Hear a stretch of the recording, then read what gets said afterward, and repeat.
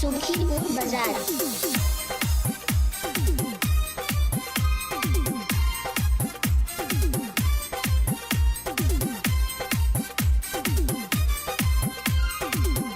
Remix by DJ Umesh Sukhipur बाजार।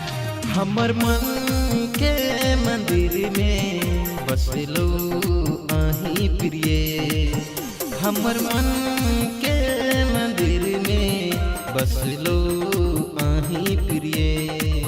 छोड़ब नहीं संबंध दै छी हमहु वचन, तोड़ब नहीं संबंध दै छी हमहु वचन।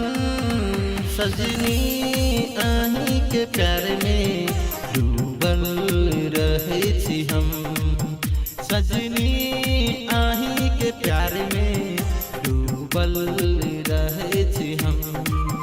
तोड़ब नहीं संबंध दै छी हमहु वचन, तोड़ब नहीं संबंध दै छी हमहु वचन।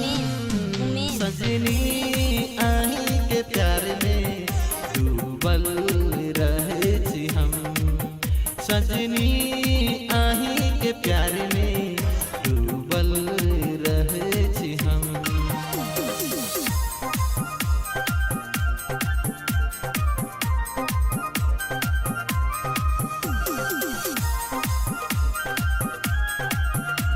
इलाका किसी का भी होकर धमाका हमारा ही होगा।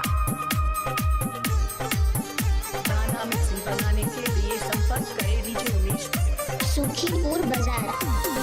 वादा कसम ये सजनी सबटा आहा भूलेलो, देने छलो ये वचन सोहो आहा निभेलो। वादा कसम ये सजनी आहा सोहो भूलेलो, देने छलो ये वचन सोहो आहा निभेलो। छोड़ब नहीं संबंध दै छी हमहु वचन, तोड़ब नहीं संबंध दै छी हमहु वचन।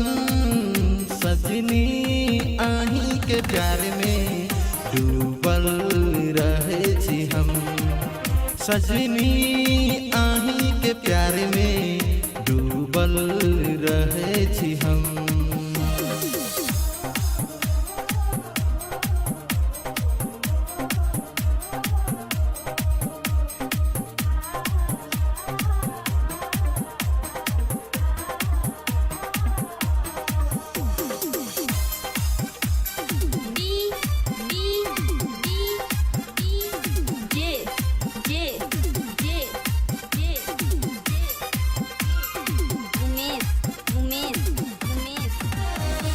प्यार के वादा सब कुछ आहा ये निभेलो, सबटा पूरा ये केलो, जिंदगी भर न छोड़ब।